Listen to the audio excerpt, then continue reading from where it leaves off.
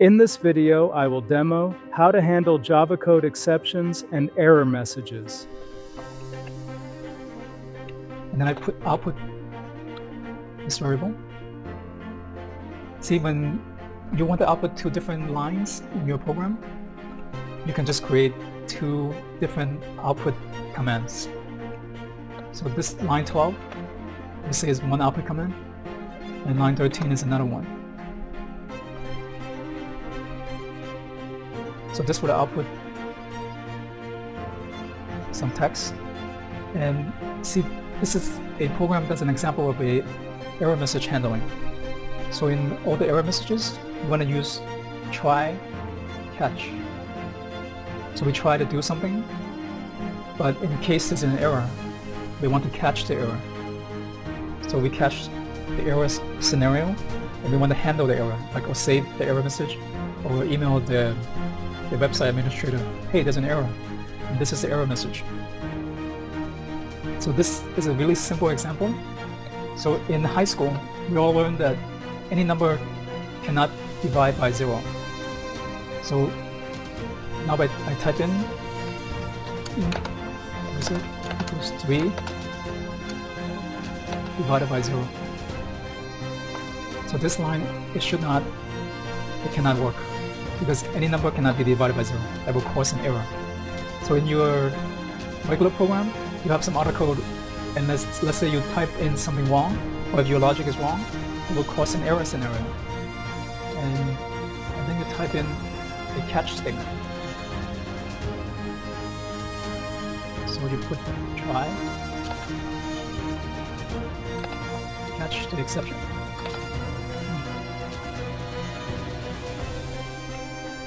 So by the way, this is a comment. So anything that you start typing on the line, anything you put 2 slashes, it's a comment. So anything on the right side of the 2 slashes is ignored by the Java language. So if I type in 2 slashes, everything afterwards on the right side is ignored. Exception. So if I type in something wrong, the editor knows I had a spelling error. And then it's changed to exception. I spelled it wrong. It should be T-I-O-N. And I just click on yes, change it to exception. I'm going to click here, and then it automatically corrected my spelling. Yeah, so that's why the Java code editor is very useful.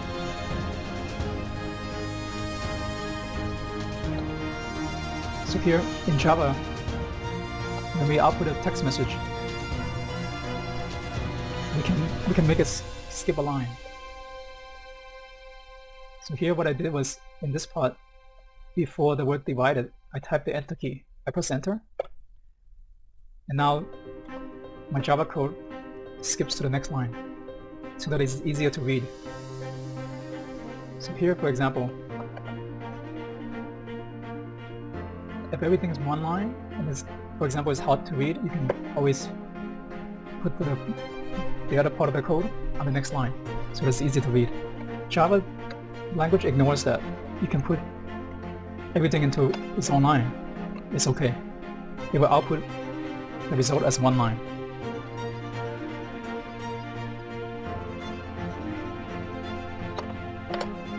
So let me save this. So here, let's just go over once again what we did.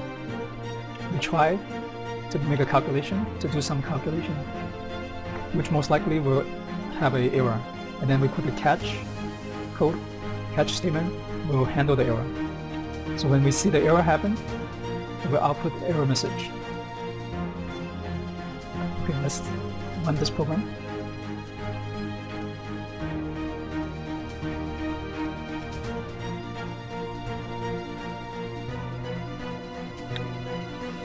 See, this is the output. Say hello world. So that's this part in the program. And that's this part. And then it tries to do a calculation, but that's not allowed. So it outputs this error message. Error found. Numbers cannot be divided by 0. See, this is output it as one single line. And the code that generates the error message is here. So these 3 lines can really be outputted using one line of code, like this. You can delete these parts. So I put it in 3 lines so it's easier for me to see it.